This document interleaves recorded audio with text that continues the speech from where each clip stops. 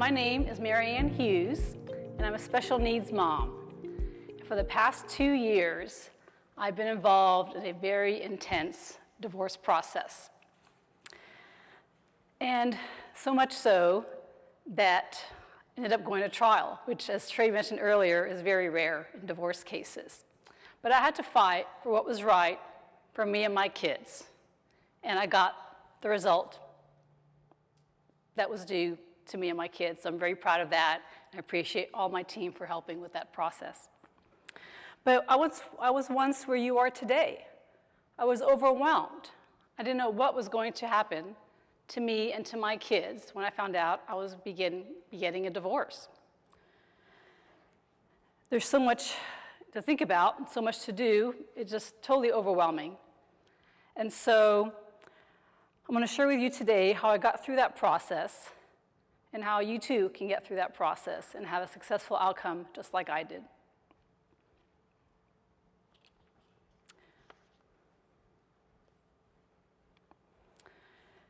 So I never expected to get divorced, as most people who get married never go in with that intention. It was never on my radar, never anything I could have imagined in my wildest dreams. But when it did happen to me, I was like a deer in headlights. I didn't see it coming, but I knew I had to deal with it. I didn't know where to turn or what to do. I felt like I was in a maze, and I had to figure out on my own what to do to find my way for me and my kids. And so I took steps to get me on track. And through that process, I found that it took me through the 5 keys that Trey's been talking about today and the other presenters today. This is the order I went in. You can go in any order, and they all work together as well. Wellness, community, legal planning, financial planning, and life skills. And so I want to applaud you for being here today, because I think this should be required for anybody, any woman going through divorce, or even maybe men too. Maybe they have their own little seminar. Because you're going to learn how to go from surviving to thriving, and what it takes to really have a positive outlook and focus as you go through your divorce. So a little bit about me. So I grew up in a really happy home. My parents were married for 49 years, and to them, family was everything, as it was to me. And that's how I grew up, and that's how I live my life still. All my choices, everything I do, is for the sake of my family.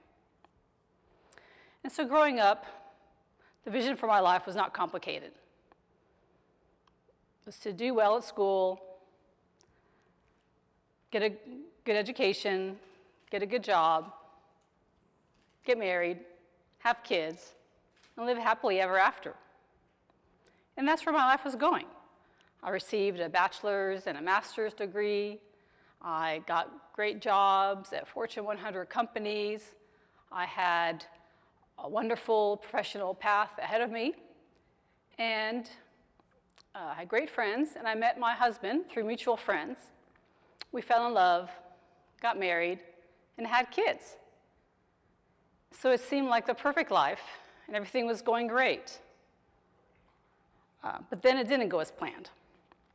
So we had 2 kids, and they were both diagnosed with autism when they were each about 2 years old. And so we vowed to do everything we could to make sure that we would raise them the best we could, and they would have all the opportunities that could be available to them. So I stayed home to take care of my kids while my husband went to work outside the home to provide an income and a good life for all of us. And that seemed to be going fine. Granted, being a special needs mom, and any mom, can be exhausting. And he would come home after work and on weekends, and we'd do things as a family and offload part of our responsibilities and just give me a break when he could tell I was really frazzled, which happened pretty often because it could be pretty demanding taking care of 2 small boys as well as special needs on top of that. And it's not a one-person job, it's a team effort. There's a lot involved, not just the parents, but there's a community, a village sometimes to take care of kids. And so we had therapists and other people that helped out as well. And as my son got older, and you can tell from the picture, they're pretty tall, he got stronger and taller, and his behavior issues got more severe. And what would seem to be a simple task was something that I could no longer handle on my own. So I was happy and glad that my husband was able to help. And so everything seemed fine. We planned that he would continue to live with us, and we would continue as we were doing. So it was quite a shock to me that after 21 years of marriage, my husband decides he wants a divorce. And that's just shook me to the core. I didn't know what to do, how to respond, and how my kids and I were going to survive. And so I couldn't, take that much time to be sad or feel sorry for myself, because I had to take care of my kids. They're my number one priority. And if you know anything about autism, what's important to them is routine and structure. They don't do well with change. And so I had to be the stable force in my situation and support them in what they had to do. So I had to just focus on getting done what had to be done. How to get through the divorce process, how to figure out what I would even accept as part of the divorce, not knowing what the future needs would be. They were still in high school, and I hadn't gone through all those next steps of what would happen next and how much programs would cost. And special needs programs, especially the good ones, are very few and far between. There's a long waiting list, and they're very expensive. So I had to figure all this stuff out. And so I couldn't do it alone, though. I had to hire people and find people to help me through that process. So people like Michelle, and I found Trey, and financial people to help me, because it was a big endeavor to really get a handle on it. And that's how you deal with overwhelm, is you break it up into smaller pieces and just try to work one piece at a time so that it all comes together and you can work towards your plan. And I'm proud to say I did get a very successful outcome. And so all the hard work did pay off, but it was a very hard road getting there. It took a lot of effort on my part and my entire team, so I'm grateful to everyone who helped out in the process. Like other special needs moms, and Angela also talked about today, we tend to put other needs before our own. So you're taking care of before divorce, your kids and your husband and your household responsibilities, and there's never any time for yourself. And that's who I was. I would feel guilty for doing anything for me because there was so much else to be done for everybody else. But the separation was a stark wake-up call to me, that I had to start taking care of myself so I could take care of other people too and take care of what had to be done. So I started working out, something I really hadn't been regular with for a while, and ate healthier food. And within a short amount of time, part of it was the divorce diet that Molly talked about, but I lost over 20 pounds. And being a special needs mom can be very isolating. You can't do things that normal families do. You can't take your whole family to the neighborhood picnic because you don't know if they're gonna run off or create a scene or who knows what they're gonna do. Your focus is your kids and you can't really do a whole lot.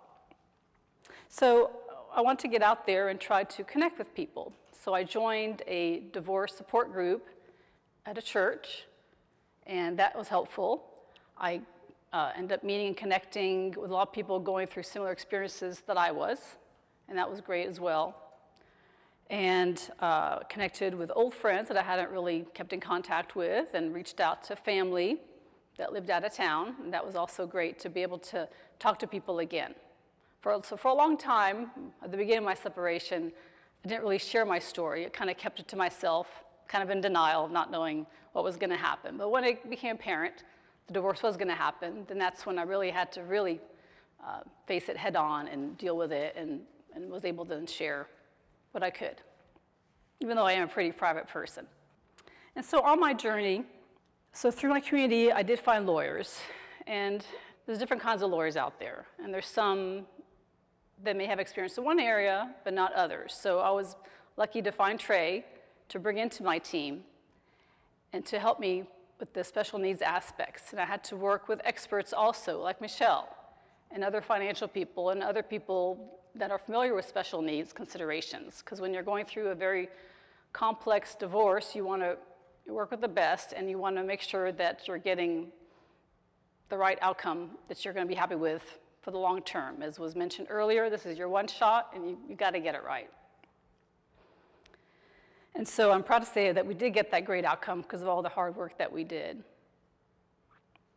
And so through this process, I gained so much knowledge and experience, and just getting to that point was such a hard road because there really wasn't that information out there. I had to really search to find these people, and I had to do all the research myself, and even with the experts, we all had to work together to come up with a solution that was going to be right for my family. So I decided I've spent so much time and energy and money that I want to make this easier for everybody else having to deal with this in the future. So I decided my mission now is to help other people with this process, other special needs moms, with their overwhelm, and take them through the process of divorce and help in whatever aspect they may need. So that's my goal now, and that's what I'm working towards. And so through this divorce, it was a very taxing process, but it did have many positive aspects. I never thought I would say divorce and positive in one sentence, but really you learn about yourself, you find your strength, and you get even stronger through the process. But you've got to have that attitude that will take you through it. And so it reminded me who I am and what I stand for. And so, I didn't back down. If I knew something wasn't right for my family, it wasn't something I was going to accept. And so thanks to my team and taking care of myself and the support I had, it got me through the process. And so when you look at your divorce, think about the long term. As Stephen Covey would say, begin with the end in mind. Because if you don't know where you're going, you're not going to know how to get there. So be sure to really have a clear picture of how you want to carry yourself and how you want to end up and what's going to work for you and your family going forward. And so I'm very excited about this new phase of my life now. And if I can help you all in any way, please let me know. I'm still getting set up, but I'm happy to help out in any way that I can. Thank you very much.